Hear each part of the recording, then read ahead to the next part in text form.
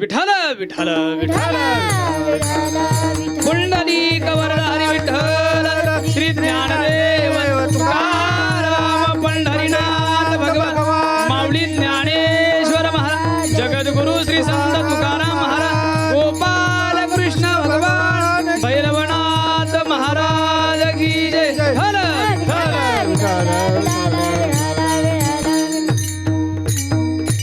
संत महात्मे सांगतात की बाबा रे अनमोल किमतीचा हा नरदेह तुम्हा आम्हाला प्राप्त झालेला आहे बरं का. बडे भाग मनुष्य तन पावा सुर दुर्लभ सब ग्रंथ ही गावा.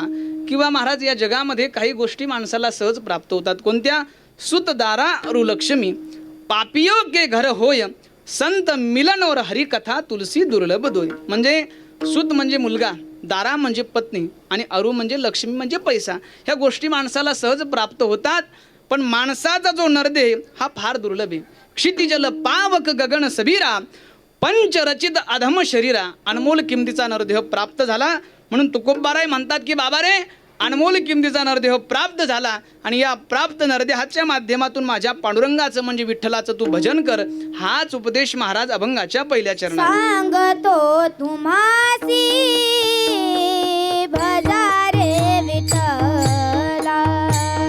सांगतो तुम्हासी भजा रे विठ्ठला. सांगतो तुम्हासी भजा रे विठ्ठला.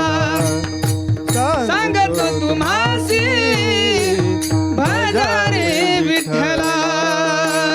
सांगतो तुम्हासी भजा रे विठ्ठला. सांगतो तुम्हासी भजा रे विठ्ठला. सांगतो तुम्हासी भजा रे विठ्ठला. सांगतो तुम्हासी भजा रे विठ्ठला.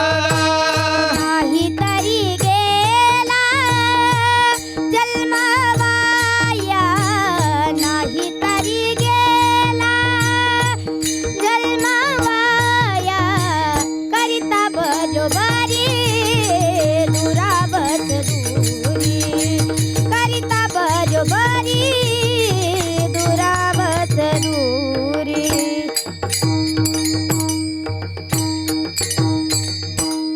सांगतो तुम्हासी भजारे विठ्ठला नाही तरी गेला जन्मवाया. महाराज म्हणतात अनमोल किमतीचा नरदेह प्राप्त झालेला आहे. या प्राप्त नरदेहाच्या माध्यमातून भजारे म्हणजे भज भजती म्हणजे सेवा करा. कोणाची? विठ्ठलाची. जर तुम्ही भजन केलं नाही तर महाराज म्हणतात नाही तरी गेला जन्मवाया. आता मला सांगा एखादी वस्तू आपल्याला देवानं दिली मग त्या वस्तूचा काहीतरी उपयोग आपण घेतला पाहिजे. पण त्या वस्तूचा उपयोगच जर घेतला नाही तर ती वस्तू काय आहे? वया गेलीसारखी आहे. तर हे संत महात्मे असताना महाराज आपण जर विचार केला त्यांनी उपदेश केलाच पण असताना आपल्याला कळाली नाही. कळाले का? अजिबात नाही. हे बघा भ्रांताला शांत करणारे संत आहेत. विवेक चूडामणीमध्ये असा एक श्लोक आलेला आहे. संता महंतोनी वसंती संतो वसंती लोक हितम चरंता. काय म्हणतात शंकराचार्य? ते म्हणतात वसंत वनात आणि संत जनात. वसंत वनाला फुलवतो आणि संत जनाला फुलवतात. वसंत वनाची अवदशा मिटवतो आणि संत हे जन्म मरणाची दुर्दशा मिटवतात. काय करतात संत? संत लिहितात ग्रंथ, ग्रंथ दाखवतो पंथ, पंथ दाखवतो भगवंत. भेटला भगवंत की दुःखाचा अंत. संत काय करतात? संत घडवतात, संत मडवतात, संत बडवतात. घडवतात चारित्र्याने, मडवतात सद्गुणाने आणि बडवतात शब्दाने. जे तिन्ही कालामध्ये राहतात ते संत. जे खंत करत नाही ते संत. आणि मायबाप हो संतांनी आपल्याला भरपूर दिलं. काय दिलं? भरपूर दिलं. संताचे संगती मनोमार्ग गती. संताचे संगती मनोमार्ग गती. संताचे संगती मनोमार्ग गती. संताचे संगती मनोमार्ग गती. आकळावा श्रीपादी येणे पंते. आकळावा श्रीपादी येणे पंते. संताचे संगती मनोमार्ग गती. संताचे संगती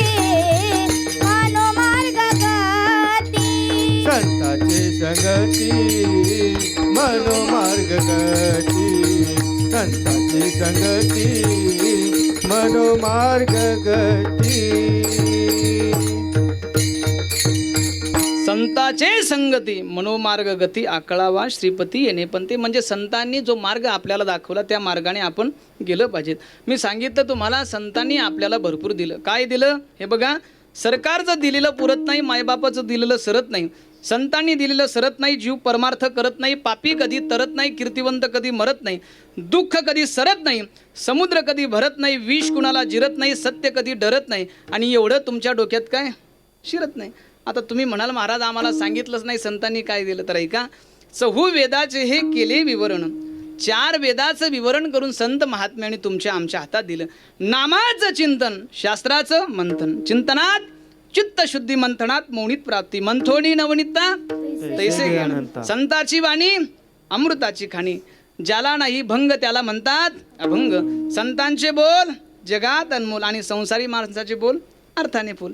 आता महाराज ज्याला असेल माथा तो वाचेल गाथा, ज्याला नाही माथा नाही उघडणार गाथा. आणि खाईल संसारात तुम्हीच म्हणा आता विठाल. संतांनी आपल्याला भरपूर दिलं. आपल्या महाराष्ट्रामध्ये भरपूर ग्रंथ आहेत. ग्रंथीभेद करतात त्यांना ग्रंथ म्हणतात. एक आहे ज्ञानेश्वरी, दुसरी हे गाथा, तिसरं हे महाभारत, चौथं हे रामायण आणि 5वं हे भागवत. हे 5 ग्रंथ असे आहेत की ते माणसाच्या जीवनाचं कल्याण करून देणार आहेत. लक्ष देऊन ऐका. ज्यांना भक्तिवान व्हायचंय त्यानं भागवत ऐकावं, भागवत वाचावं. ज्याला शुद्ध राजकारण करायचंय त्यानं महाभारत वाचावं. ज्याला वैराग्यवान व्हायचंय त्यानं गाथा वाचावी. आणि ज्याला आत्मज्ञानी व्हायचंय त्यानं काय वाचली पाहिजे? ज्ञानेश्वरी वाचली पाहिजे. आणि आपण जर विचार केला तर सगळेच लोक महाराज परमार्थ करतात का? अजिबात नाही. काही लोक परमार्थ करतात आणि काही लोक संसार करतात. आता परमार्थ करणाऱ्यांकरता एक गोष्ट आहे आणि संसार करणाऱ्यांकरता एक गोष्ट आहे. हे बघा, संसारामध्ये विसंगती नसायला पाहिजेत आणि परमार्थामध्ये कुसंगती. आता संसारातली विसंगती कशी? बायको माळकरी आणि नवरा हाडकरी. बरं सोपं दृष्टांत सांगतो. एका गावात एक वेडं राहत होतं, त्याचं नाव होतं नारायण. त्या गावात 4-5 चोरं चोरी करण्यासाठी आले. त्यांनी पाहिलं, म्हटले सगळं गाव झोपलेलं आहे, ते एकटं जागी. ते चोरं म्हटले याला चोरी करण्यासाठी घ्या. त्यांनी काय केलं, ते एका श्रीमंताच्या घरात घुसले आणि ते वेड्या नारायणला घेऊन गेले. आणि घरात घुसल्यानंतर त्या वेड्या नारायणला भूक लागली होती. त्यानं काय केलं, किचनमध्ये गेला आणि त्या किचनमध्ये एका कुकरात खिचडी होती. कशात? कुकरात. आता खिचडी महाराज कुकरातच शिजवली जाते का? कारण एकदा लावलं कुकर की बाई बिन फिकर. त्यानं खिचडी एका ताटात घेतली आणि तेल घ्यायला गेला. तेलाची कॅटली ज्या रॅकवर होती ती एकाच खिळ्यावरती. जशी कॅटली काढली तसे सगळे भांडे खाली पडले. पडल्याबरोबर चोर धावत आले. पाहिलं तर सगळी भांडी खाली पडलेली, तेल सांडलेलं, खिचडी सांडलेली. महाराज त्या चोरांनी काय केलं, वेड्या नारायणला घराचा जो कडापा असतो का त्या कडाप्यावरती लपवलं आणि ते एका कोपऱ्यात लपून बसले. ते दोघं नवरा बायको भांड्याचा आवाज ऐकून पळत आले आणि पळत आल्याबरोबर पाहिलं तर सगळी भांडी खाली पडलेली, तेल सांडलेलं, खिचडी सांडलेली. पाहिल्याबरोबर तो माणूस बोलायला लागला. म्हणे का गं मला तू झोपू दिलं, इकडे खिचडी खात होती का? नाही हो म्हणे, मी झोपले होते, मी कशाला खाऊ? ती बाई सहज म्हणे खाऊ. मग तुम्ही खाल्ली का? आता माणूस पहिलेच रागीट स्वभावाचा होता. जवळ बांबूची काडी होती, अशी बाई मारली माणसाला, अशी हाणली, अशी बाई मारली. ती बाई म्हणे, हे पहा मी लेकराची शपथ घेऊन सांगते मी खिचडी खाल्ली नाही. लेकराची शपथ घेऊन सांगते मी खिचडी खाल्ली नाही. वरच्या नारायणाला डोळेत. काय म्हणे? वरच्या नारायणाला. आता त्या वेड्या नारायणनं मुख बसवना.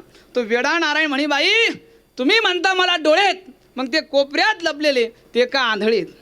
मला सांगा, अशा वेड्याच्या संगतीमध्ये गेल्यानंतर तुमचा आमचा उद्धार होईल का? अजिबात नाही. खऱ्या अर्थानं परमार्थाचा आपण जर विचार केला तर परमार्थामध्ये कुसंगती नसायला पाहिजेत. सत्संगेन परमप्राप्य दुस्तरम तरते चिरा तस्मादपि प्रयत्नेन सतसंगम सततम कुरु. किंवा संत समागमी धरावी आवडी, करावी तातडी परमार्थाची. तुम्ही म्हणाल महाराज संत संगतीमध्ये गेल्यानंतर फायदा काय? ज्ञानोबाराय फायदा सांगतात. ज्ञानदेव सांगे दृष्टांताची मात साधूचे संगती तरुण पाय. कारण संत कसे आहेत? आत्मज्ञाने चोखडी. संत ते माझी किंवा चंद्र तेथे चंद्रिका, शंभू तेथे अंबिका. हे बघा, संत मायबाप हे कृपा करत असतात. कृपाळू सज्जन तुम्ही संतजीनं. हे पहा, बोध देण्याचं कार्य संतांचे. बोध मज दिला सांगाते. आता कल्पचे कल्प निघून जातात पण बोध मिळत नाही. आता महाराज अशी अवस्था झाली, गुरु कृपाळून शिष्य झोपाळू. विद्या आली शिष्याला प्राप्त झाली की विद्या आली हातान गुरुला मारी लाता अशी अवस्था झाली. संत महात्मे उपदेश करतात, बोध देतात. बोध मज दिला सांगा ते, मार्ग दावीला नीट, भ्रांती हे समूळ गेली दिसू लागली वाट, एका जनार्दनी पावलो पंढरी पेट. असा उपदेश जर देणारे कोण असतील तर ते संत मायबाप आहेत. विठ्ठल विठ्ठल. विठ्ठला विठ्ठला विठ्ठला. हे बघा, आपल्या देहाची निर्मिती देवानं फार विचार करून केली बरं का. कारण पहिले कोठेची नव्हते काही, चंद्र सूर्य तारा नाही, अवघे शून्याची होते पाही कानोबा तेरे तेरे. सुरुवातीला काहीच नव्हतं. एक मेवा द्वितीयम ब्रह्म, स्वगत स्वजातीय विजातीय, भेद रहित एक परमात्मा होता. आणि मग महाराज देवानं महाराज हे जग तयार केलं. एक लेन कंठेची म्हणून या येणे, केली ही निर्माणे 14 भवने. आणि मग देवानं मायेच्या शक्तीनं 84 लाख योनी तयार केल्या बरं का. किती? 84. एकी केली भूचरी, एकी केली खेचरी, एकी केली जळचरी, चराचरे आचरे ते एकी केली. आणि मग महाराज भगवंतानं त्या जीवाकडं पाहिलं. पाहिल्यानंतर त्यात भजन करणारा देवाला कोणी दिसलं नाही. देखुनी सृष्टी ते सुकन वाटेची देवा ते, मग मानवी प्रकृती आदरे ते बहुत निर्मिली. आणि मग महाराज भगवंतानी हा नरदेह तयार केला. देखुनी मनुष्य देहासी, सुख झाले भगवंतासी, निज आत्मप्राप्ती लागुनी केली निर्माणी मनुष्य योनी. म्हणून देवानं अनमोल किमतीचा नरदेह तुम्हा आम्हाला दिला. आळंदी पंढरपूरची आपण वारी केली पाहिजेत. आता वर गेल्यानंतर यमानं जर विचारलं तू काय केलं, तर पातके करिता पुढे आहे पुसता, काय उत्तर देता होशील तू. आता त्या यमाला दया आहे का? नाही त्या यमाशी करुणा, बाहेर काढी ती कुंडी प्राणा. अनमोल किमतीचा नरदेह प्राप्त झालेला आहे. मग या प्राप्त नरदेहाच्या माध्यमातून तुम्ही आम्ही काय केली पाहिजेत?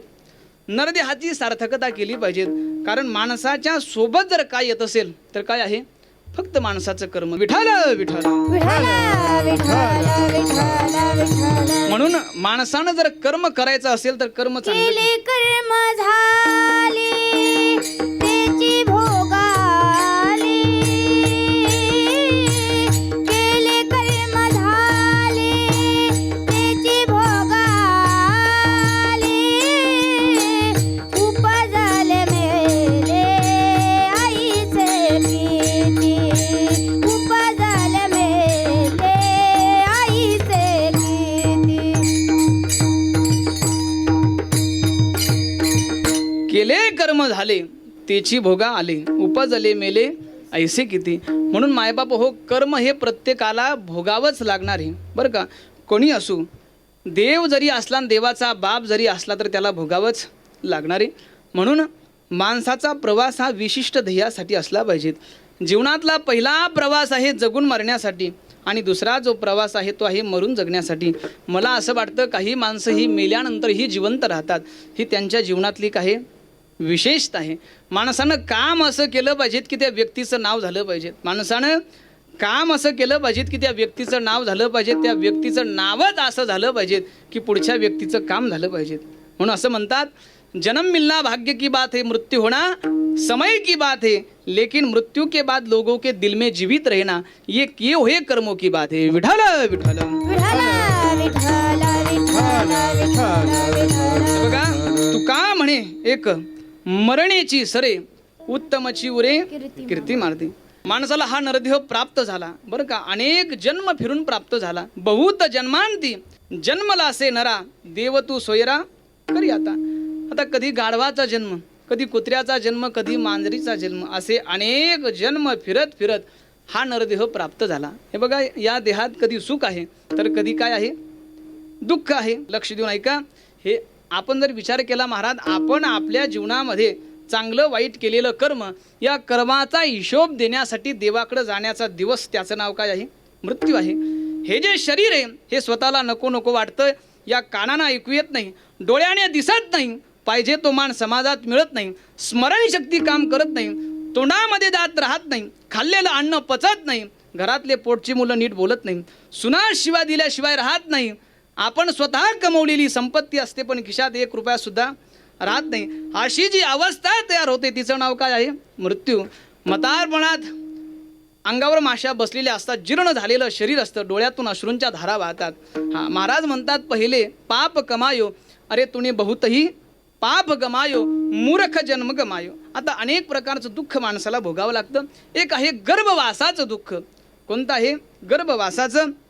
आईच्या गर्भामध्ये असताना माणसाला सुख मिळतं का दुःख? दुःख मिळतं. माऊली म्हणतात मातेची या उदर कुवरी पचोणी विष्टेच्या दाथरी उकडोणी नवमासवरी जन्मोजन्मी मरती.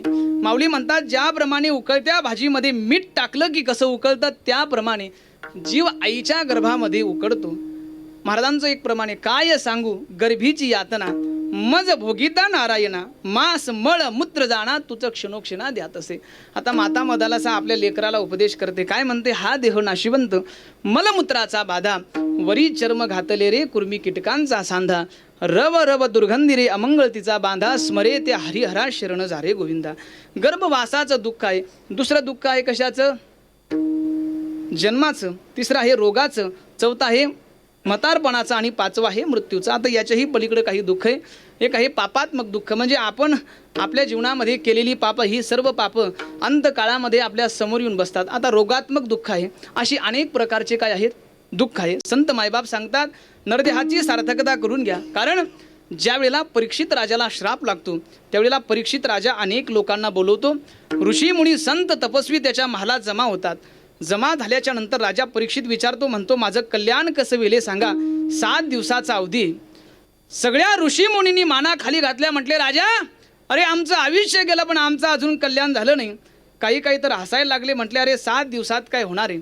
पण ज्या वेळेला शुकाचार्यांचं आगमन झालं त्यावेळेला त्यांनी सांगितलं. म्हटले राजा चिंता न करो राजन 7 दिन अभि बाकी. म्हटले अरे मोक्ष तर 1 तासामध्ये होतो. 1 तास उरला खटवांग रायाशी भाग्यदशा कैसी प्राप्त झाली. त्या पद्धतीनं तुमचा आमचा उद्धार झाल्याशिवाय राहणार नाही. पण महाराज खरे संत आपल्याला कळाले नाही. कळाले का? आता गावागावामध्ये लक्ष देऊ नये का? काही लोक महाराज भिक्षा मागण्याकरता येतात. ते लोक महाराज एवढे चतुर असतात. कृष्णा महाराज ते दारात आल्याबरोबर एवढं गोड बोलतात. अंगावरती पांढरे कपडे असतात. एवढं गोड बोलतात. आई यावर्षी तुझं चांगलं होणारे माय. एकाचे 21 होणारे 5चे 50 होणारे वेल मांडवावर जाणारे हिरव्या रंगाचा मांडव पडणारे दारात हळदीचा सडा पडणारे माय तुझ्या माय. गाणगापूरला गेलो अक्कलकोटला गेलो मढीला गेलो अंगाला राख लावली संन्यास धारण केला. बाबा कुणाचं घेत नाही कुणाला देत नाही आणल्या पदरी परत नाही माय. लेकरा बाळाला प्रसाद होईल. आई तुझा स्वभाव फार भोळा आहे. तू कुणाला बोलित नाही कुणाला सांगित नाही. तुला एक मनातली गोष्ट सांगतो. शुक्रवारच्या दिवशी वर्जित वारे शनिवारच्या दिवशी काळा कपडा घालायचा नाही रविवारच्या दिवशी अंगणाच्या बाहेर असं म्हटलं की आपली बाई फसली. आता हे खरे संत आहे का? अजिबात नाही. बघा अंधश्रद्धेच्या महाराज बळी पडूच नका. कारण खऱ्या अर्थानं संत आम्हाला सांगता शोधून आले संत हिताहित जगाचे किंवा हिताकारणे सांगेत असे तुझ काहीतरी लाज धरी. आता अनमोल किमतीचा नरदेह प्राप्त झाला. आता मला सांगा मांसाहार करणं आपला अरे की प्राण्यांचा? प्राण्यांचा. एका माणसाला असंच म्हटलं मांसाहार करू नये. तो म्हटला महाराज काय खात जावं? म्हटलं पुरणपोळी. त्यानं उत्तर असं दिलं महाराज. तो म्हटला महाराज अहो 1000 पोळी आणि 1 नळी. काय पोळी? 1000 पोळी आणि 1 नळी. आणि लोक काय खातील म्हणून सांगता येत नाही. खऱ्या अर्थानं आपण आपल्या जीवनाचा उद्धार करून घेतला पाहिजे. हा संसार कसा आहे? महाराज म्हणतात फलकटो तो संसार येथे सार भगवंत. या संसाराच्या जाळ्यामध्ये आपण अडकू नका. या संसाराची आपण किती जरी बरोबरी केली तरी होऊ शकत नाही. हेच तुकोबाराय अभंगाच्या 2ऱ्या चरणात. करिता बरोबरी दुरावसे दूरी. करिता बरोबरी दुरावसे दूरी. करिता बरोबरी दुरावत दूरी. करिता बरोबरी दुरावत दूरी. भवाची पुरी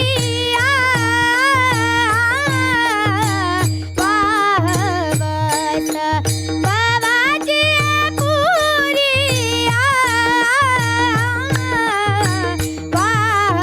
वाहवत. करिता बरोबरी दुरावत दूरी. करिता बरोबरी दुरावत दूरी. करिता बरोबरी दुरावत दूरी. करिता बरोबरी दुरावत दूरी. करिता भरोबरी दुरावेसी दुरी भवाची पुरी वहाबसी. संसारात मुळात काय आहे? दुःख रूप आहे. दुःख बांधवडी आहे हा संसार. सुखाचा विचार नाही कुठे. या संसार सागरातून तरुण जायचं असेल तर भगवंताचं काय केलं पाहिजे? नामचिंतन केलं पाहिजे. किंवा सद्गुरू वाचूनी संसारी तारक नसेची निष्ठंक अनुकोणी. माऊली म्हणतात मज हृदयी सद्गुरू जेने तारीला हा संसार पुरू म्हणून विशेष अत्यादुर विवेकावरी.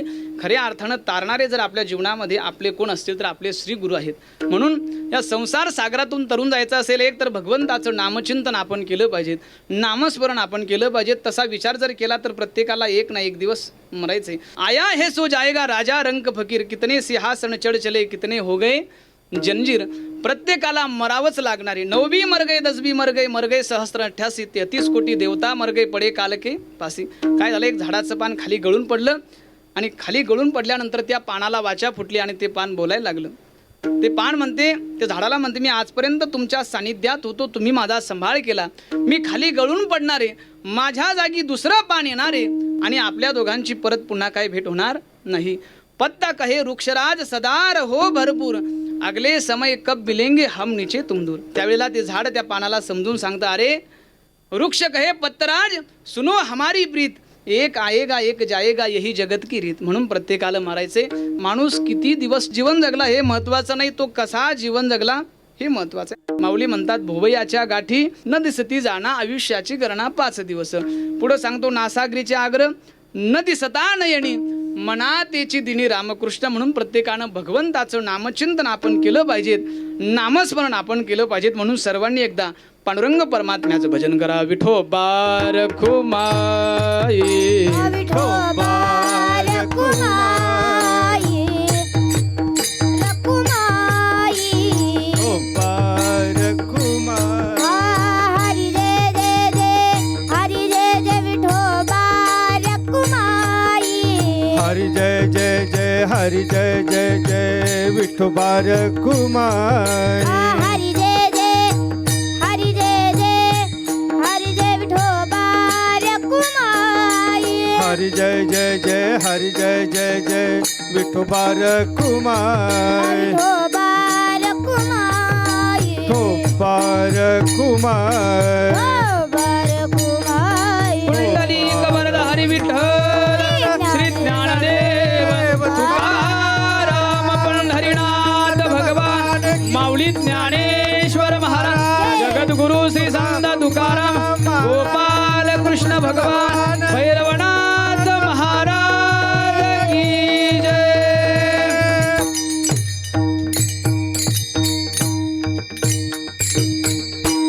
हे बघा अनमोल किमतीचा नरदेह प्राप्त झाला. प्रत्येकाला मी सांगितलंय मरायचे. या जगामध्ये माणसाला 5 प्रकारे जगाचा निरोप घ्यावा लागतो. लक्ष देऊ नये का. एक आहे हत्या, दुसरा आहे आत्महत्या, तिसरा आहे वृद्धपकाळ गमन, चौथं आहे समाधी आणि 5वं हे दिव्य लोक निजधाम गमन. आता यातला पहिला प्रकार आहे हत्या. आता कोणत्याही महाराज म्हणजे कार्य झाल्याशिवाय कोणतीही गोष्ट घडत नाही, कारणाशिवाय कार्य घडत नाही. आता प्राण्यांची हत्या होते. महाराज म्हणतात मांस खाता हौस करी जोडोनी वैरी ठेवेला. प्रत्येकाला भोगावंच लागणार आहे. दुसरा प्रकार आहे आत्महत्या. कोणत्याही समस्येचं उत्तर हे आत्महत्या होऊ शकत नाही. म्हणून शेतकऱ्यावर कितीही मोठं संकट आलं तरी शेतकऱ्यांना आत्महत्या अजिबात करायची नाही. तिसरा आहे वृद्धपकाळ गमन म्हणजे झाडाचं पान पिकलं की आपोआप गळून पडतं. चौथा प्रकार आहे समाधी. काय आहे समाधी. आता ज्ञानोबारायांची समाधी, एकनाथ महाराजांची समाधी, पण समाधी कोणाची. ज्यांच्या दर्शनाने आधी व्याधी आणि उपाधी संपते त्यांची असते समाधी. आता ज्ञानोबारायांची महाराज समाधी, हा ज्ञानोबारायांची समाधी कशी संजीवन समाधी, तिला काय म्हणतात भूसमाधी म्हणतात. ज्ञानोबारायांनी आपल्या वारकरी संप्रदायाचा पाया रचला. ज्ञानदेवे रचिला पाया उभारिले देवालया. खऱ्या अर्थानं स्वतःच्या आई वडिलांनी देहाचा त्याग केला आणि तेव्हा कुठं हा संप्रदाय कसा झाला मजबूत झाला. फार मोठं योगदान माझ्या माऊली ज्ञानोबारायांच्या आई वडिलांचे. ज्ञानोबारायांना आई नाही पण ज्ञानोबाराय आपल्या सगळ्याची आई झाली. कोणाची आई झाले. एक वेदाची, 2 नंबर योग्याची. ज्ञानराज माझी योग्याची माऊली जेने निगमवल्ली प्रगट केली. 3 साधकाची. साधकाचा माय बाप दरुशनी हरेताप आणि 4 अनाथाची. ज्ञानाबाई माझी अनाथाची माय एका जनार्दनी पाय वंदित असे. आता आई कोणाला म्हणतात जी निस्वार्थ प्रेम अंतकरणामध्ये कोणत्याही प्रकारचा स्वार्थ न ठेवता प्रेम करणारी ती कोण असते आई. हे बघा आता पंढरपुरामध्ये लाखो वारकरी पांडुरंगाच्या दर्शनाला जातात. आता दर्शनाला गेल्यानंतर महाराज सुरुवातीला काय करतात, चंद्रभागेचं स्नान करतात, पांडुरंगाच्या मंदिराला प्रदक्षिणा मारतात आणि पुंडलिकरायाचं दर्शन घेतात. काय म्हणतात, धन्य पुंडलिका बहु पुण्य केले, निधान आणिले पंढरीशी. खऱ्या अर्थानं महाराज पुंडलिकरायानं देवाला या ठिकाणी आणलं. नवथा काळा गोरा खुजाना ठेंगणा, स्वरूप सुंदर आणि आंधळा देखना.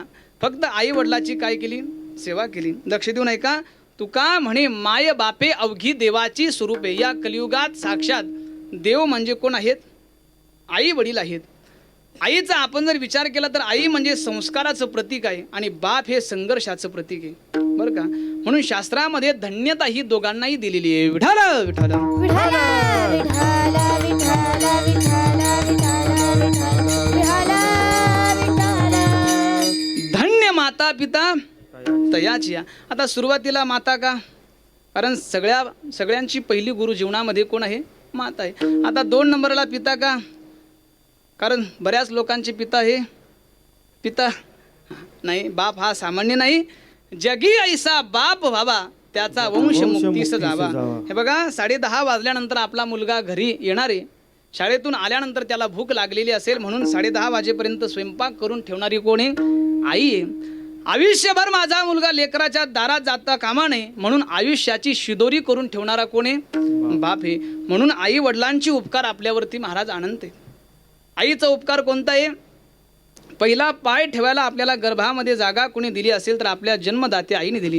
एखादी अनोळखी व्यक्ती आपल्या गावात आली आणि आपण जर खुली भाड्याने राहायला दिली, 2-4 वर्षानं त्यानं जर स्वतःचं घर बांधलं, तेव्हा लोकांना ओरडून सांगतो, गावात आलो तेव्हा पाय ठेवायला जागा नव्हती, ही देव माणसं भेटली. ओळख नसताना सुद्धा खुली भाड्याने राहायला दिली, ही देव माणसं आहेत. मला सांगा, त्या आईचा आपल्यावरती किती उपकार असतील हो.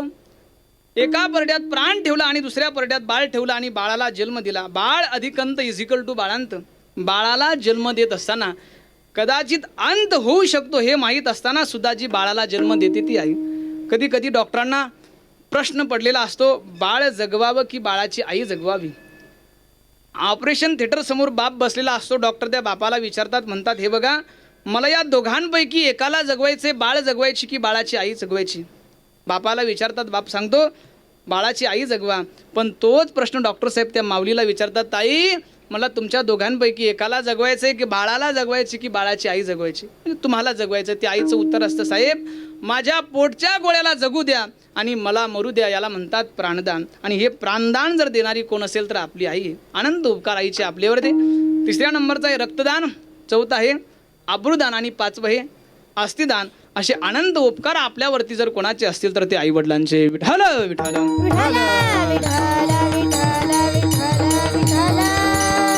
म्हणून जोपर्यंत मायबाप जिवंत आहे तोपर्यंत काय केली पाहिजेत, सेवा केली पाहिजेत. जिंदा बाप को रोटी न दे, मरता बाप पछतावे, मुठभर चावल घर पे फेके कव्वा बाप बनाए. अरे जोपर्यंत मायबाप जिवंत आहे तोपर्यंत जेव घातलं नाही, पण मायबाप गेल्यानंतर पंक्तीच्या पंक्ती उठवल्या तर काय फायदा आहे का. अरे जब तक सांस शरीर में तब तक किया न है, तब क्या पछतावे चुड़िया चुगगी खेत. विठाल विठाल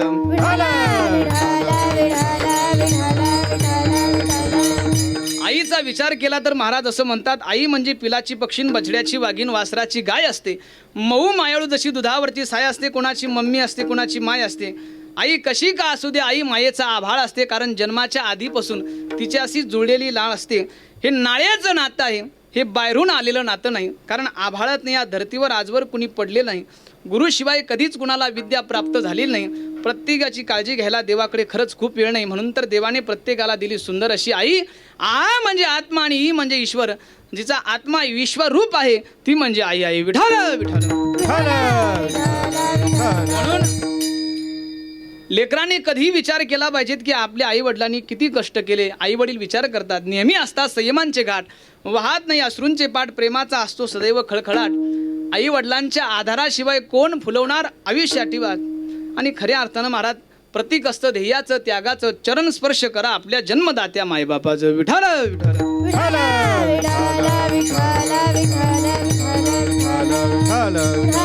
म्हणून मायबापांचे अनंत आपल्यावरती काय आहेत, उपकार आहेत. महाराज म्हणतात, हा नरदेह प्राप्त झाला, आई वडिलाची सेवा करून आपला नरदेह सार्थकी आपल्याला लावता येतं. अनमोल किमतीचा प्राप्त झाला ना, विठ्ठलाचं भजन करा, नामचिंतन करा, नामस्मरण करा. भजन केलं तर तुमचा जन्म काय होईल, सार्थकी लागेल.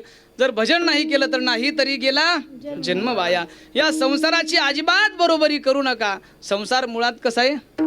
दुःख रूप आहे. संसार दुःख मूळा चहूकडे इंगळा विश्रांती नाही कोठे रात्रंदिस तळमळ काम क्रोध लोभ शूली पाठी लागले ओढाळ कमना मी शरण जाऊ दृष्टी देईल निर्दाळ धर्म जागो सदैवाचा देवा पर उपकारी आंधळ्या दृष्टी देतो त्याचे नाव मी उच्चारी. वा.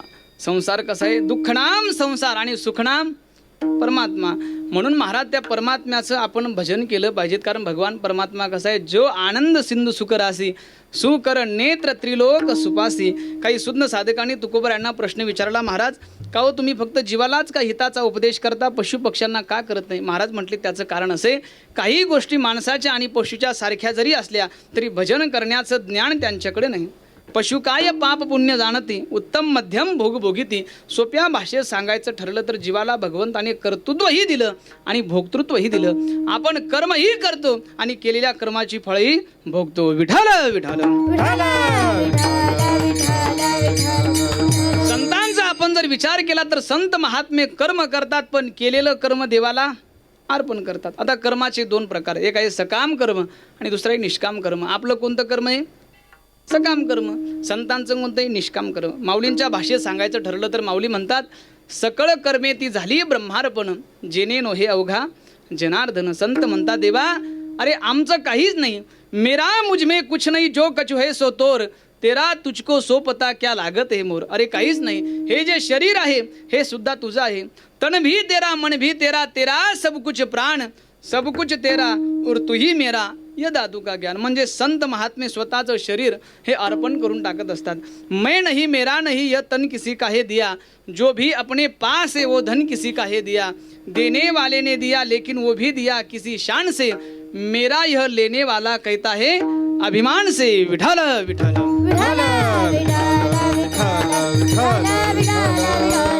संतांचा आपण जर विचार केला, संत महात्मे कर्म देवाला अर्पण करतात पण देवाचा विचार केला तर देव कर्मही करत नाही आणि केलेल्या कर्माची फळही भोगत नाही.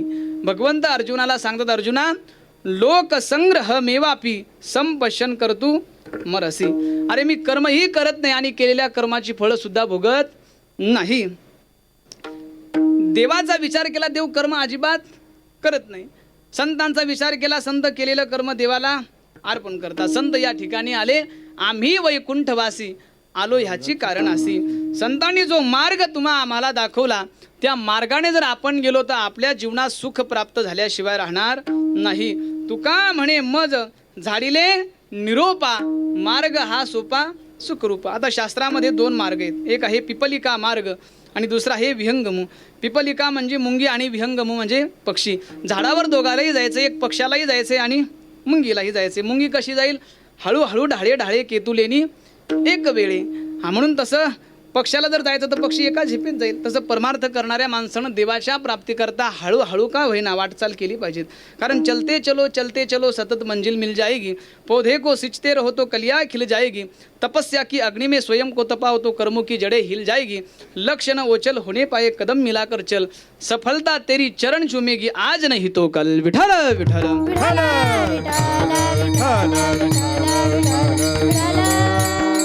संत महात्मे हिताचा उपदेश तुम्हा आम्हाला वारंवार करतात की बाबा रे हा नरदेह कसा आहे, अनमोल किमतीचा आहे, आपण भजन केलं पाहिजेत, नाही केलं तर माणसाचा जन्म वाया जाईल. हा संसार मुळातच काय आहे? दुःख रूप आहे. मग तुकोबाराय म्हणतात भजन करत असताना त्या भजनामध्ये काय असला पाहिजे? भाव असला पाहिजे. आता काही गोष्टी माणसाला सहजासहजी कळत नाही. पहिली गोष्ट माणसाला धर्म कळत नाही, दुसरी गोष्ट माणसाला ब्रह्म कळत नाही आणि तिसरी गोष्ट माणसाला संत कळत नाही. पहिली गोष्ट माणसाला धर्म कळत नाही. धर्म का कळत नाही? कारण धर्माची परिभाषा फार मोठी आहे. 3 प्रकारचे धर्म सांगितले म्हणजे कळेल आपली संस्कृती किती माने. सांगू तुम्हाला, पतीला दृष्टी सुख नाही म्हणून स्वतःचे डोळे बांधून ठेवणारी गांधारी, विश्वावर प्रेम करणारे भगवान गौतम बुद्ध उपाशी वृद्ध वाघिणीच्या तोंडात आपली मांडी देतात. संत नामदेव महाराज कुत्रा कोरडी पोळी खाईल म्हणून पाठीशी तुपाची वाटी घेऊन धावतात. झाडे तोडणाऱ्या समोर तुळशीदासजी उभे राहतात. म्हणतात माझ्या मानेवर घाव घाला पण सुंदर झाडावर नको. धर्मासाठी राही राही एवढे तुकडे करून घेणारे शौर्यवीर संभाजी महाराज, स्वामी कार्यासाठी सर्वस्व वेचणारे खंडोजी मल्हार आणि शेतकऱ्याच्या मिरचीच्या देठाला हात लावू नका नाहीतर तुमचे हात कलम केल्या जातील असे स्वतःच्या सेनेला बजावणारे जर कोण असतील तर ते छत्रपती शिवाजी महाराज. विठाल विठाल. या महाराष्ट्राच्या इतिहासाचा आपण जर बारकाईने विचार केला तर 5 यवनांच्या सत्ता महाराष्ट्रात आक्रमण करून आल्या. खान खानदेशामध्ये आला, अहमदशाह नगरला आला, औरंगजेब औरंगाबादला आला आणि कोकण खानाने व्यापून टाकलं. आक्रमण आपल्या महाराष्ट्रात इतकं झालं की आपल्या महाराष्ट्राचं आराध्य दैवत असणारी तुळजापूरची भवानी ही फोडल्या गेली. नुसती फोडल्या गेली नाही तर जात्यामध्ये घालून तिचं पीठ केलं, पण तुळजा भवानीबद्दल असणारी जी आपली अस्मिता आहे ही किंचितही कमी झाली नाही. पुढे खान पंढरपूरला आला, पांडुरंगाच्या मंदिरासमोर गाय कापल्या गेली, सगळे देव तळघरात लपवण्यात आले, देवाची भक्ती चोरून केल्या जाऊ लागली. पुढे खान भुलेश्वरला आला, तिथे मूर्त्यांच्या मंदिराच्या कळस भिंती पाडल्या गेल्या. जेजुरीच्या खंडोबाला सुरंग लावणार आणि उडवणार तर त्यातून भुंगे बाहेर निघाली. बादशाह म्हटला हे सामान्य ठिकाण नाही. मुलूक खान म्हणून त्याची पूजा केली आणि सोन्याचा भुंगा त्या खंडोबाला अर्पण केला. नंतर कोण आले? डच आले, पोर्तुगीज आले, इंग्रज आले, पण ते आपला धर्म बुडू शकले नाही. आपला धर्म जर कुणी बुडवला असेल तर आपला धर्म आपल्या लोकांनीच बुडवला. सगळी आपलीच माणसं होती, आपल्याच माणसांनी आपली माणसं मातीमध्ये गाडली. हे आपलं काय आहे? दुर्भाग्य आहे. विठाल विठाल. याच भूमीमध्ये छत्रपती संभाजी महाराजांचा जन्म झाला. कोण छत्रपती संभाजी महाराज? औरंगजेब बादशाह शेवटच्या 2 घटका मोजत असताना शंभू राजांचं वर्णन करतो. म्हणतो हम औरंगजेब बादशाह मुगल सल्तनत के शहंशाह, हमारे सामने खड़ी है समुंदर सी सेना, हमारा इतना बड़ा गुरूर, हमारी इतनी बड़ी ताकत, हम मराठों का एक ही किला नहीं ले पाए, उसकी वजह हो संभा, शिवा का बेटा संभा, अरे सचमुच छावा है छावा, शेरनी के पेट से ही शेर ने जन्म लिया होगा, देश धर्म पर मिटने वाला शेर शिवा का छावा था, महापराक्रमी परम प्रतापी एक ही शंभू राजा था. ज्यावेळेला संभाजी महाराजांना औरंगजेबाच्या दरबारात समोर आणण्यात आलं त्यावेळेला औरंगजेब म्हणतो संभा झुक जाओ हमारे सामने, तुम्हें इस तख्त का शहंशाह बना देंगे. संभाजी महाराज झुकत नाही. त्यावेळेला तो मुखरब खान म्हणतो मेरे आका मुझे हुकुम दो, मैं अभीच गाफर की गर्दन उतार के रखता हूं. त्यावेळेला संभाजी महाराज म्हणतात अरे गाफर कोणाला म्हणतो? अरे छत्रपती म्हण छत्रपती. त्या संभाजी महाराजांनी स्वतःच्या देहाचं बलिदान कशा करता दिलं? फक्त धर्मा करता दिलं. म्हणून सगळ्यांना हात जोडून विनंती असेल, कोणत्याही जाती वाटीत वाटू जाऊ नका, सर्व एकोप्याने राहा ही विनंती असेल. विठाल विठाल.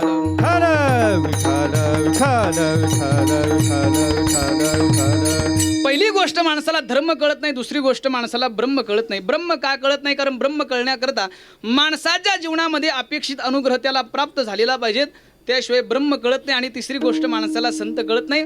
संत हे आयुष्यभर साधना करून त्या स्थितीवरती काय गेलेले असतात. कारण संत महाराज दिसायला आपल्यासारखे असले तरी वागायला देवासारखे असतात. चातुर्य लपवी महत्व हरपी पिसे पण मिरवी जगा माझी. काही काही लोक पिशासारखे असतात पण खऱ्या अर्थानं काय झालेले असतात? सिद्ध झालेले असतात. ते संत मायबाप तुम्हा आम्हाला हिताचा उपदेश करतात. अरे भजन करा, नामचिंतन करा, पण ते भजन करत असताना अंतकरणामध्ये भाव असला पाहिजेत. तुकोबाराय म्हणतात मी त्या पांडुरंग परमात्म्याची आण घेऊन सांगतो, शपथ घेऊन सांगतो, अभंगाचं शेवटचं चरण. काही न लगे का भावाची कारण, काही न लगे का भावाची कारण, काही न लगे का भावाची कारण, काही न लगे का भावाची कारण, काही न लगे का भावाची कारण, काही न लगे का भावाची कारण, काही न लगे का भावाची कारण, काही न लगे का भावाची कारण. तुका म्हणे आण विठोबाची, तुका म्हणे आण विठोबाची, करिता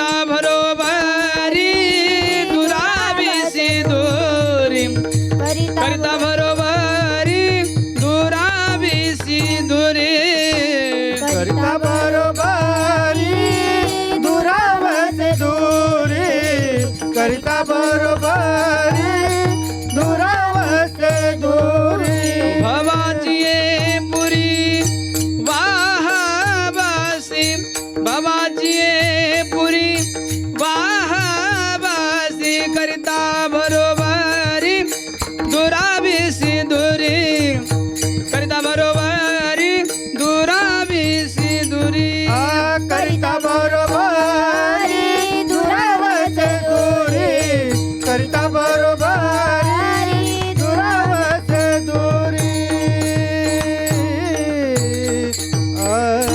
तुकोबाराय म्हणतात त्या पांडुरंग परमात्म्याची मी आण घेऊन सांगतो, शपथ घेऊन सांगतो, देवाला भावाशिवाय काहीच लागत नाही. कारण देव कसा आहे, भावाचा भुकेला आहे. भावे विना देव न कळे निसंदेह, किंवा गिरीधर लाल तो भाव का भुका राग कला नाही जानत तुका, किंवा भावेन देवम कलया नरेंद्रम धनेन कांता कपटेन शत्रू सत्तेन मित्रम कृपयाश्च पुत्रे. मला एवढं सांगायचंय. तुकोबाराय म्हणतात तुम्हाला देव प्राप्त करून घ्यायचा आहे ना, फक्त अंतःकरणात भाव चांगला पाहिजेत. भाव चांगला असला की तुम्हाला देव प्राप्त झाल्याशिवाय राहणार नाही. पुंडलिक वरद हरी विठ्ठल श्री ज्ञानदेव तुकाराम पंढरीनाथ भगवान की जय. जय विठ्ठल जय जय विठ्ठल, जय विठ्ठल जय जय विठ्ठल, जय विठ्ठल जय जय विठ्ठल. ओ जय विठ्ठल जय जय विठ्ठल. बोलिले कुरे वेडी वा कुडे उत्तरे हर